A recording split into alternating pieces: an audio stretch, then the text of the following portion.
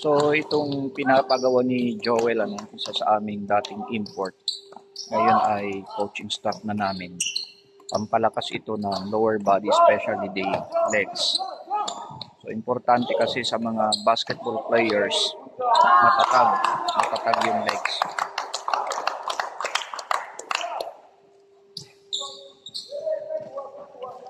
Kasi sa basketball, talagang takbuhan yan, back and forth. Kawawa yung mahina, walang pondo ang legs, yung lower body.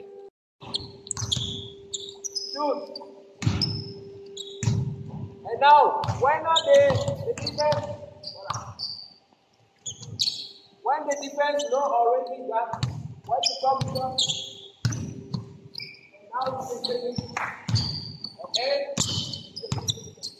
So ito namang susunod na drill na pinapagawa ni Coach Joel ay para maging shifty yung players, using the stutter step, head and shoulder fake. Okay, the second will be the AZ. So very important na yung player, the offensive player to be particular, ay unpredictable.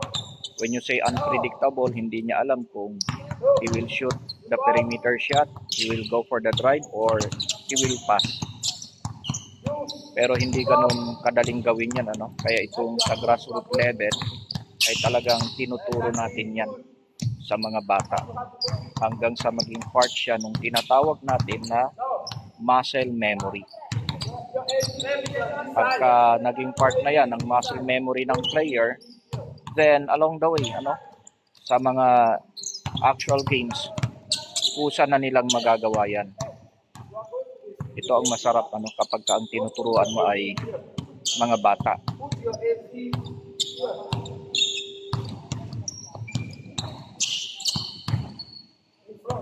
Akala kasi nung iba, yung mga ina-idol nila na magagaling na mga NBA players, PBA players, etc., ay ganun lang kadali yun, So yun yung dapat malinawan sa mga bata at early age.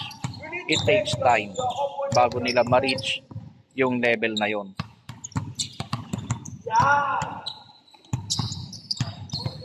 Ito ang maganda kay Coach Joel, meron siyang physics, meron siyang chemistry sa mga bata. Kasi pag nagtuturo ka ng bata, dapat talaga matyaga ka. Bawal yung walang pasensya. Go, go, go. Go. Go. Go. See.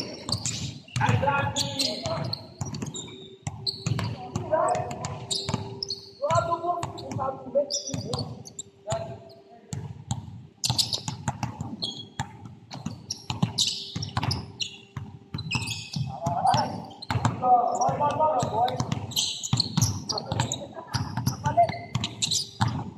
No, hey.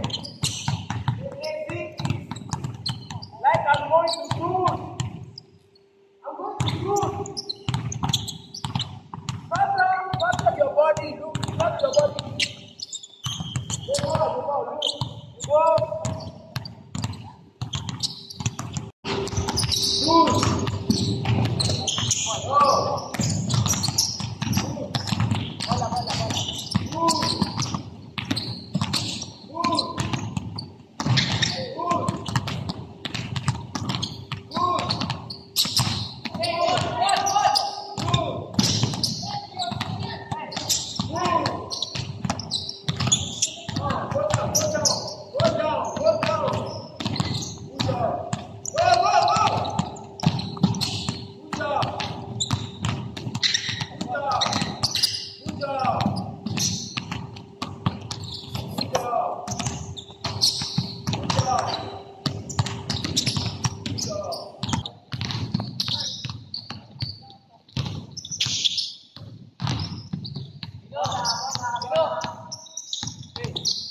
Listen, you are confusing something here. Look, when you come here, you are doing like no, that's different. That's a crossover.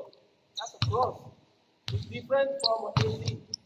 The AZ is when you come, see, you hesitate better and you go. But the one you are doing is like this. No, it's different. That's a cross.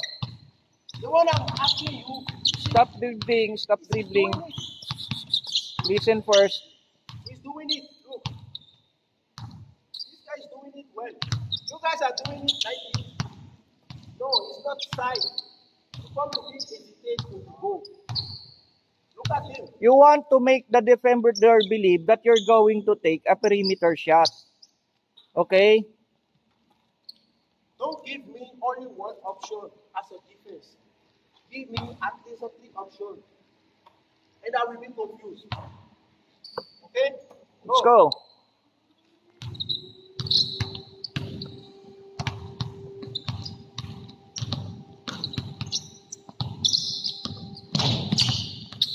No.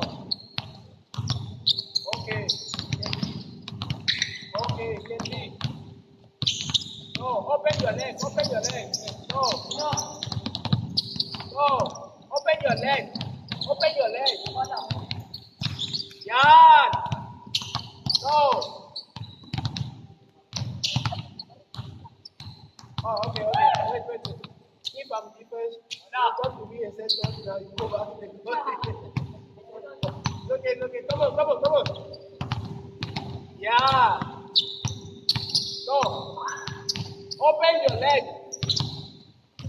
Actually, ito yung Good job. mga skills na hindi kayang matutunan ng bata basta-basta, no? Kahit na sumali yan sa liga. Yan ang problema sa ibang mga kabataan ngayon. Gusto nilang gumaling, gusto nila liga lang ng liga, puro laro, pero hindi nila makukuha sa laro itong mga specific skills na ito. Kailangan talaga magbibigay ka ng oras para mag-training. Go. You see, that's why it's called AZ. Because you come to him and you drive. It's quick. But not all you come to him and you just drive. No. You come to him, you hesitate, you go.